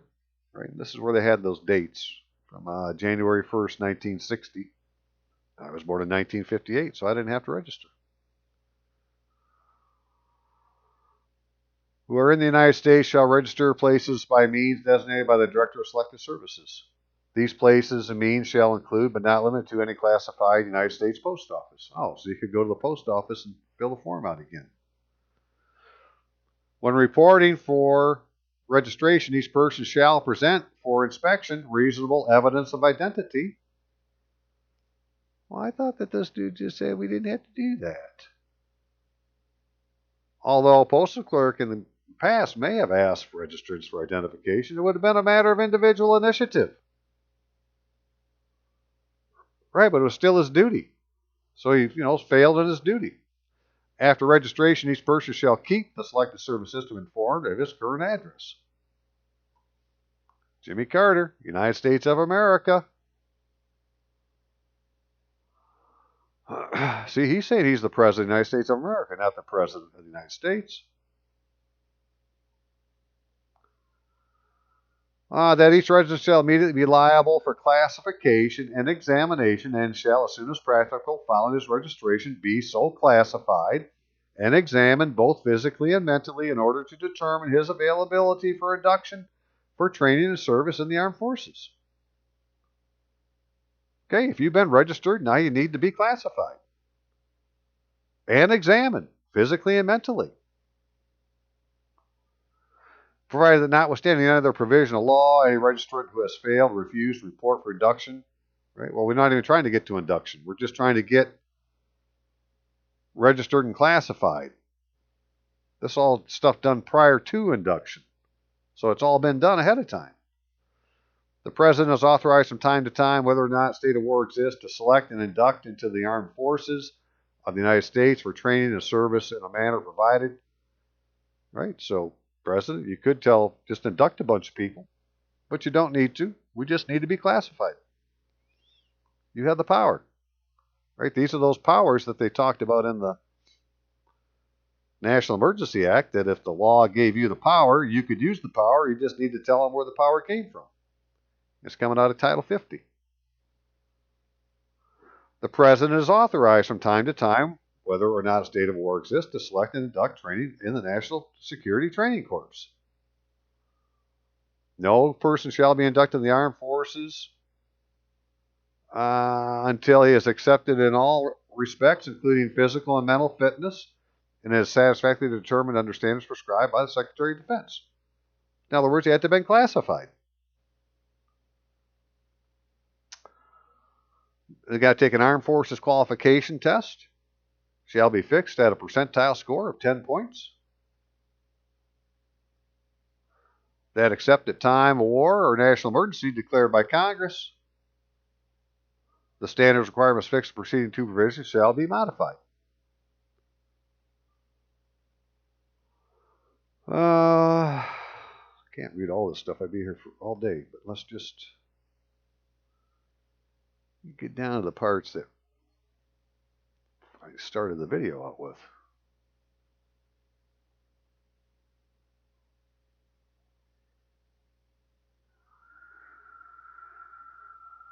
Ooh, 455, manner of selection of men for training. In the classification of registrants within the jurisdiction of any local board, the registrants of a particular registration may be classified in the manner prescribed and by and in accordance with rules and regulations prescribed by the President before, together with, or after registrants of the prior registration or registrations. So, President, you can make the choice how you want it done. And the classification of registrants within the jurisdiction of any local board. So, where's the local board? I say that's supposed to be run through the American Legion myself.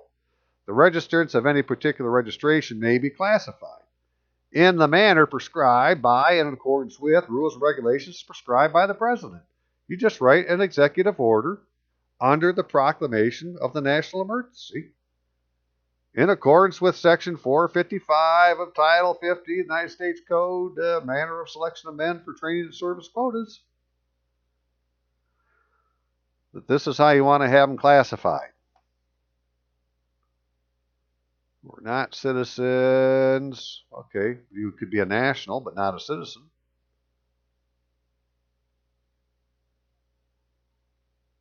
Well, that's for special purpose. I have to get back to that later.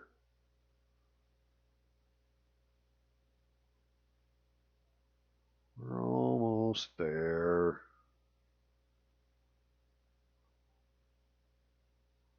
What section is this? H. Determine it for occupation, dependency, fitness, extended liability criteria.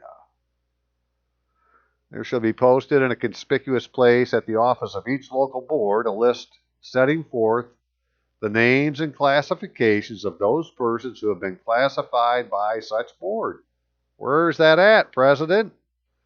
The President may, hey, Congress says you can, carry out the provisions of this title, which is Section 451 to 471A of this appendix, recommend criteria for the classification of persons subject to induction under this title, and to the extent that such actions is determined by the President to be consistent with national interest, recommend that such criteria be administered uniformly throughout the United States whenever practicable. So you can fix it on your own, sir. No bounty will be paid to induce any person to be inducted into the armed forces. Any person inducted into the armed forces under this title for training purposes who, in the judgment of those in authority over him, satisfactorily completes his period of training and service under section whatever, shall be entitled certificate to the effect upon completion of such period of training and service, which shall include a record of any specific proficiency or merit attained. In addition, each person who is inducted into the armed forces under this title shall be given a physical examination at the beginning of such training. I want to remind you, your DD-214 is not a discharge paper. It's a separation paper. But it's not a discharge paper. It's not proof of discharge. Right to vote, poll tax. Hey. That would be your census tax. Select the service system, establishment, construction, appointment of a director, termination and reestablishment of office of selective service records. There is established in the executive branch of the government an agency to be known as the Selective Service System and a director of selective services. Shall include a national headquarters, at least one state headquarters in each state. Function of the Office of Selective Service Records, established by this Act of 1947, and of the Director of the Office of Selective Services are transferred to the Selective Service System and Director of Selective Services. Administrative provisions. The President is authorized to undertake the following. Prescribe necessary rules, regulations. To appoint state director for each headquarters state, territory, possession of the United States, who shall represent the governor and be in immediate charge of state headquarters to select a service system. Well, it would seem to me that should be the guy that's supposed to be the American Legion, Michigan, Department of Michigan commander.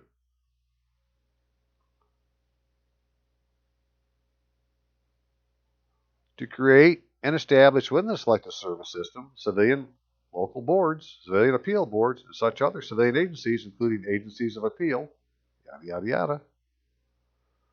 He shall create and establish one or more local boards in each county or political subdivision. The local board and or its staff shall perform their official duties only within the county or political subdivision corresponding thereto for which a local board is established. Each local board shall consist of 3 or more members to be appointed by the president for recommendation made by respective governors and comparable executive officers.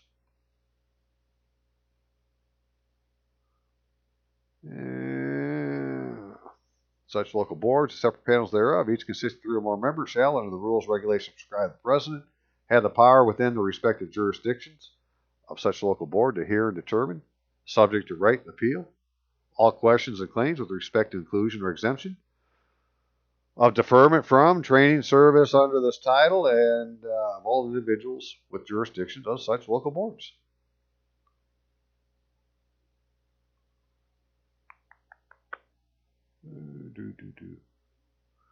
No judicial review shall be made of the classification or processing of any registrant by a local board, appeals board, president, except as a defense to criminal prosecution instituted under Section 12. Okay, the president, upon appeal or his own motion, shall have power to determine all claims or questions with respect to inclusion for or exemption of deferment from training of service under this title, and determination of the president shall be final. You just need to get this classification figured out, sir. After the registrant has responded either affirmatively or negatively to an order to report for induction or for civil work for the case of registrant determined to be opposed to participation in war of any form, provide that review shall go to the question of jurisdiction therein reserved to local boards, only when there is no basis in fact for the classification assigned to such registrant. So there is no basis in fact for everybody to be a 1H. Right? It was just done indiscriminately.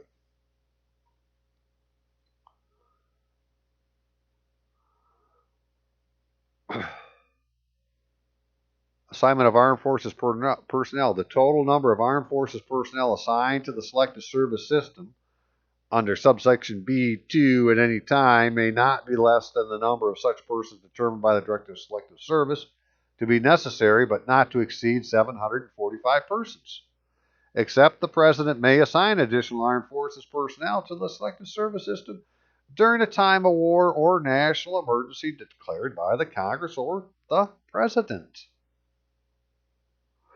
Maintenance of the system after institution of all volunteer program for meeting manpower needs. All volunteer Army, that's where we are now. What are we going to do with the system? The Selective Service System shall be maintained as an active standby organization, a complete registration and classification structure capable of immediate operation in the event of a national emergency, including a structure for registration and classification of persons qualified for practice or employment, healthcare occupation essential to the maintenance of armed forces, and personnel adequate to reinstitute immediately the full operation of the system, including military reservists who are trained to operate such system and who can be ordered to active duty for such purpose in the event of a national emergency.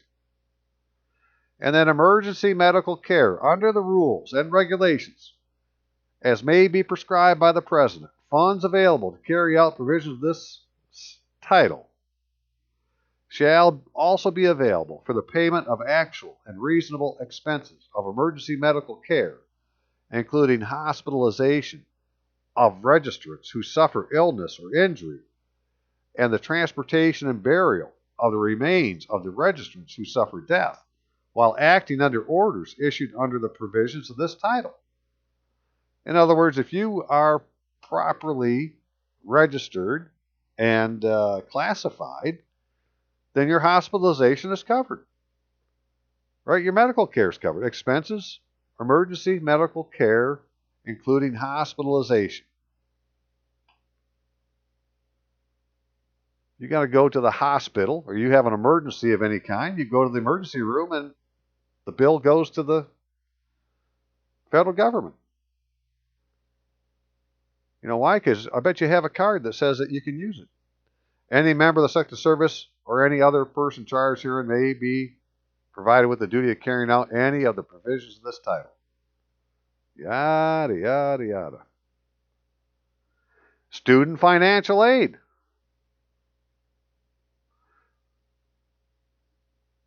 Except as provided in subsection G, any person who is required under section 3 to present himself to submit for registration, fails to do so in accordance with any proclamation or in accordance with any rule, shall be ineligible for a form of assistance or benefit provided under Title IV of the Higher Education Act. In order to receive any grant, loan, or work assistance under Title IV of the Higher Education Act, a person who is required under Section 3 to present himself for and submit to registration under the section shall file with the institution of higher education with the person intends to attend or attending a statement of compliance with Section 3 of the file of the regulations issued hereunder. And I bet you if you did that, you wouldn't have to pay your student loan, right? Because they're grants. In order to receive a grant, nobody loaned you any money. They didn't sign anything. There isn't any signatures. Nobody lent anybody any money. Okay, one last thing to look at. And this is the Selective Service System. What exactly this is. Part 1602. What title this is. Classification. Well, we'll just go through it, right? 1602. Classification is the exercise of the powers to determine claims or questions within respect to inclusion or exemption from deferment from training and service under the Selective Service Law. Registrant is a person registered under Selective Service Law. Selective Service Law includes the Military Selective Service Act, all rules, regulations issued thereunder, proclamations of the President pertaining to registration under this Act. The local board of jurisdiction is the local board which the registrant is assigned and which has authority in accord with provisions of this chapter to determine his claim or to issue to him an order. His local board and registrant's local board refer to local board jurisdiction. Nobody's going to a local board. The Director of Selective Service shall divide each state into local board areas and establish local boards. There shall be at least one local board in each county, except where the Director of Selective Service establishes an inter-county board. The local board shall have full authority to perform all acts within its jurisdiction authorized by law, to include acting on any claim presented to it when, well, there you go. Where are they? Registration under Selective Service Law consists of completing a registration card or other method of registration prescribed by the Director of Selective Service by the person required to register, and recording of the registration information furnished by the registrant in the records of the Selective Service System. Registration is completed when both of these actions have been accomplished. The method of registration prescribed by the Director includes completing the Selective Service registration card at a classified post office. Well, we don't go to classified post offices. We go to the United States Postal Service, which is actually a corporation, that's doing the business of the post office, but it's not a classified post office. They're, they got a name for them, man. It's more like going to Sam Drucker, where, he has a store and he's got a post office. Or he's handing out the mail, but I don't know that makes him the post office. Right? What is a classified post office? Hey, I would say that is the post of the American Legion. That's where it's supposed to be done at. Every registrant shall be given a Selective Service number. The Director of Selective Service may cancel the registration of any particular registrant. A person required by Selective Service law to register has a duty to complete the registration process by the method prescribed by the Director of Selective Service and to record thereon his name, date of birth, sex, Social Security account number, SSAN, current mailing address, permanent residence, telephone number, date signed, and signature.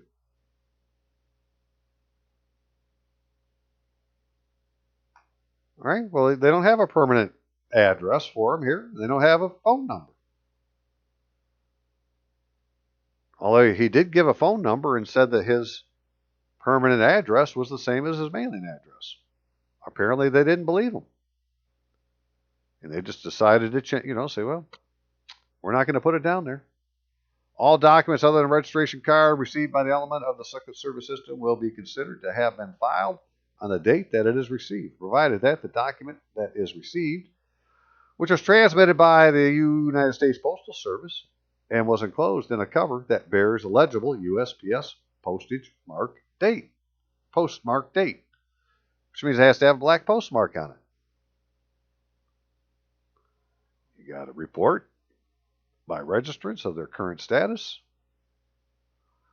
All right, let's just quickly get to one last thing. We're just going to look at the different classifications, right? We'll see what happens.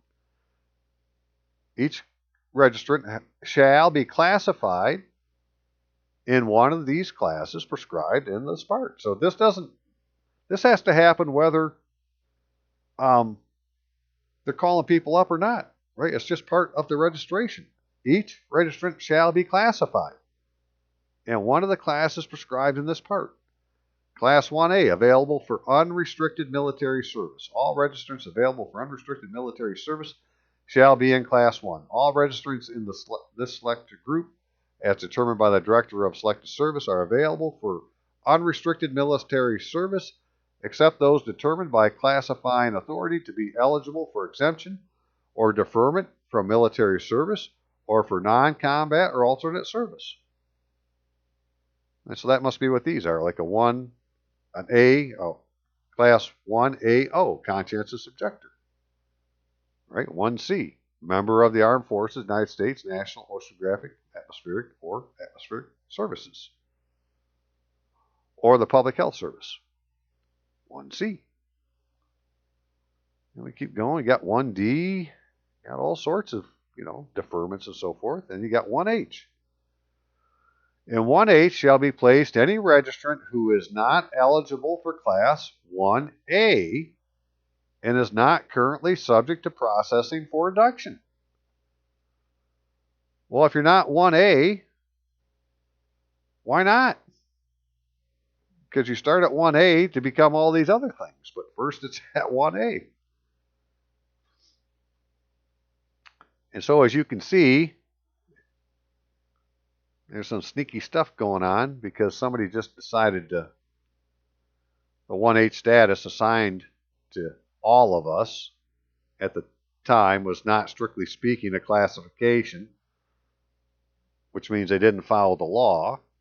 Selective Service has not classified registrants since the draft ended in the 1970s, which means they haven't followed the law. However, since that time, 1H has been assigned to everyone as a catch-all classification, although it's not strictly speaking a classification, according to them. It was assigned to Mr. Obama and everybody else as a result. Not assigned to Mr. Obama or anyone else as a result of any action on their part. And there is no related documentation. Don't know how it happened, but it did. So President Donald John Trump needs to call the guy over at the Selective Service and say, well, make all them 1Hs 1As. And, we'd all be in the book. The formal description of 1H is registrant not currently subject, da-da-da-da-da. And so, that's how she rolls, peoples. Right? There's all sorts of deviousness going on in America. And this has got to be fixed immediately. Right? Because the people that have the authority by the Congress to uphold and defend the Constitution of the United States are missing in action because they haven't filed a name and address of an agent in the state on whom legal process or demands against the corporation may be served. And that just has to be fixed, right? The auxiliary isn't the American Legion. The American Legion may recognize the auxiliary, but the Congress recognizes the American Legion. So the American Legion needs to be registered. Whether the auxiliaries register their post or not, that's up to them. And a lot of them are registered, but they're not the American Legion. So where are they at? We're missing an action. But we're going to come and ask the powers that be at the American Legion what happened. Okay, thank you very much for listening and have a great day. Hope you got something out of it. We'll see you.